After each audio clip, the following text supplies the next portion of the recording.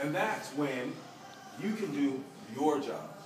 Guys, each and every one of you in here controls your own income, and you determine how much money you make. Who here has gone home at the end of the month and said, fuck, I'm a little short?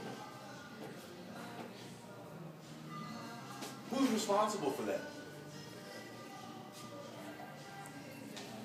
Who here has set a goal and wanted something and took pictures of it and plastered it all over their house? That's what each and every one of you guys should do. Before you get started in a month, you should say, I want to make X amount of dollars. From that X amount of dollars, I want to pay this, this, this, and this, and I want to buy this. Put that out on paper. Look at it every day. Look at it at lunchtime. Look at it before you go to bed at night. Think about that. That's how you get to where you want to be. You have to set yourself a goal, and you have to stay focused on that goal and understand that that is where you want to be. And there's nothing that's going to get in your way. I'll tell you guys a little story. True story. 14 years of age, playing football, Petaluma High School. First home game of the season, I break my hip. Go to the hospital, they put me in traction. I'm laid up in the hospital for 2.5 months. Grades were never better. I had a home teacher that was she was hot. She used to bend over my bed. I'd be like, can you go over that problem again for me? True story. Get out of the hospital. Now I'm at home in a body cast for another 3 months. From here to here. I had this other home nurse. Man, she had some big old too. Excuse me, Natalie was her name. I remember her to this day. Swear to God, it's a true story. And me and this woman would fight. Because, like, she had control of me. I want to eat something, and she was like, no, you can't have it. I'm like, what you mean I can't have it? She even said to me one time, you going to get up and get it yourself? I mean, we used to go at it. So, anyway,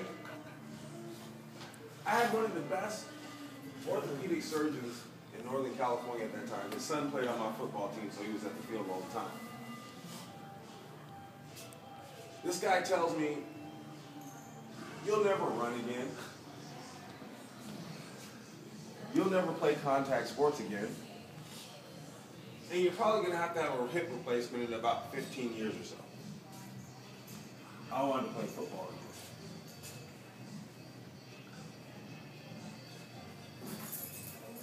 So, my sophomore year comes around. I'm out of the cast. I'm ready to play football.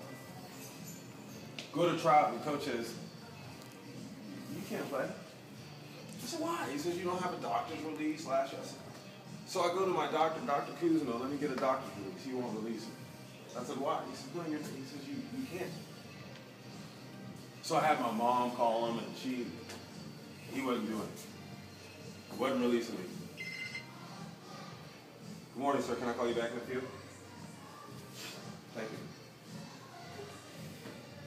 So, finally, after going out to practice, even though I wasn't supposed to be out there, guys would start lining up, running drills. I was running them right next to him.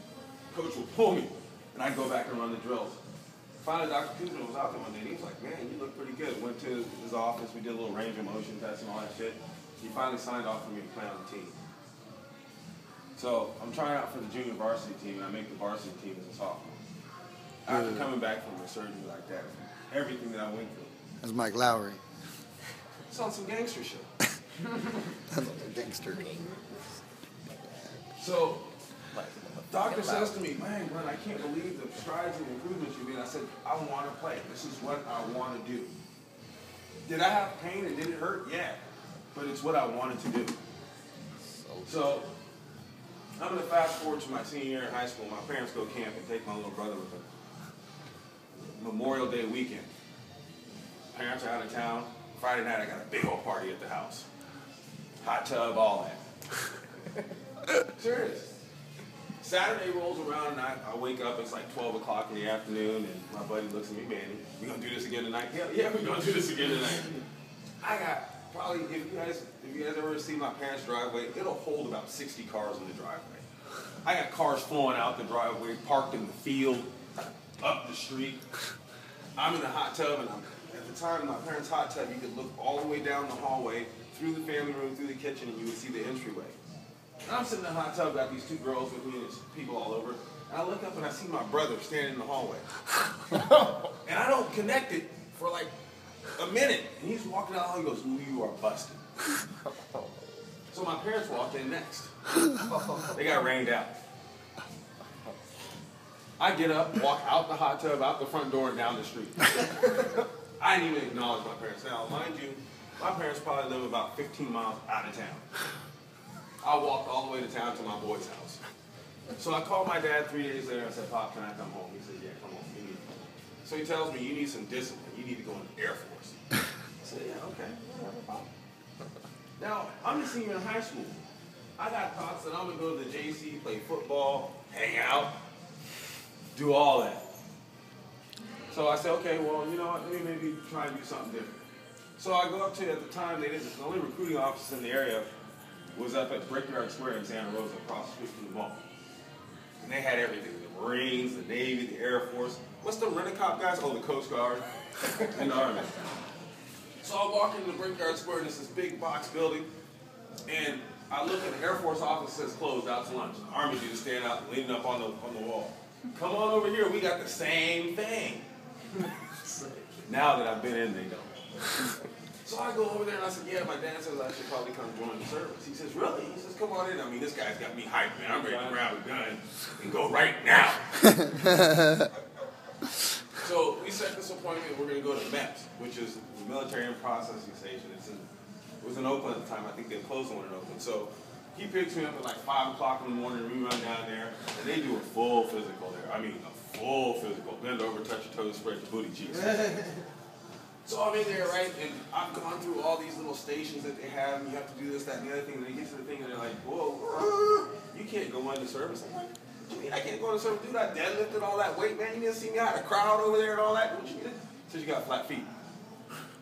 What's that got to do with it? Can't go in the military with flat feet. So I'm pissed off. So I go downstairs and call my recruiter from the payphone, page him. Says, "How long ago?"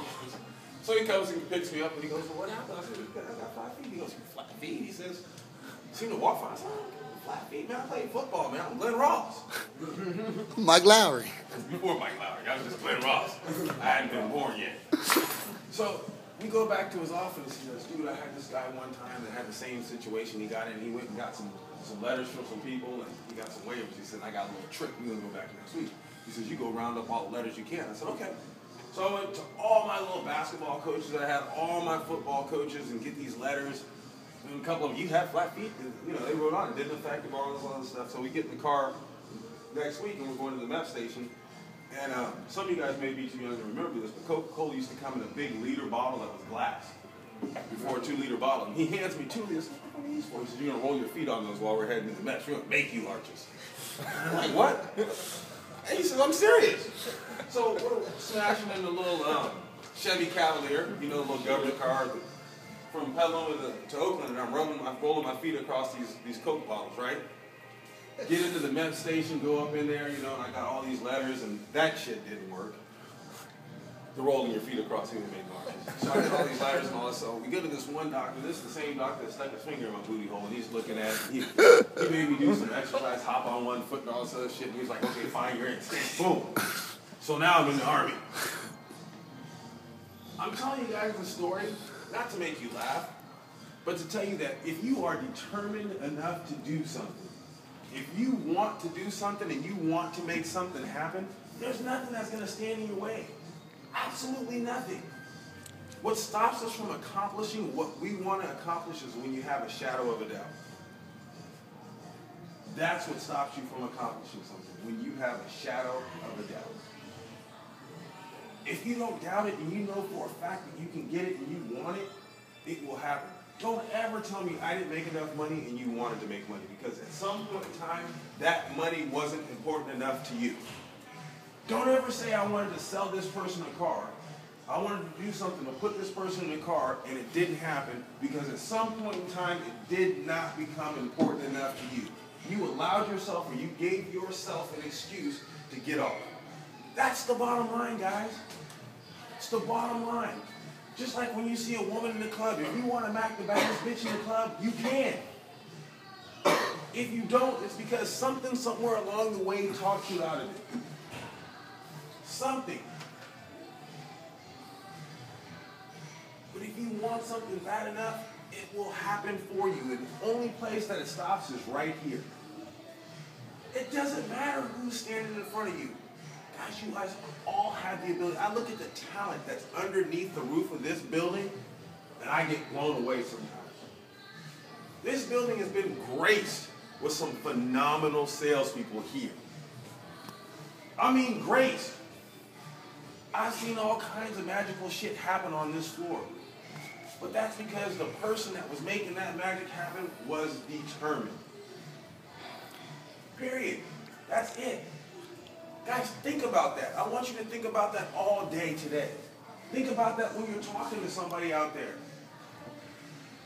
What's the word? I promise you no one's going to shoot you here.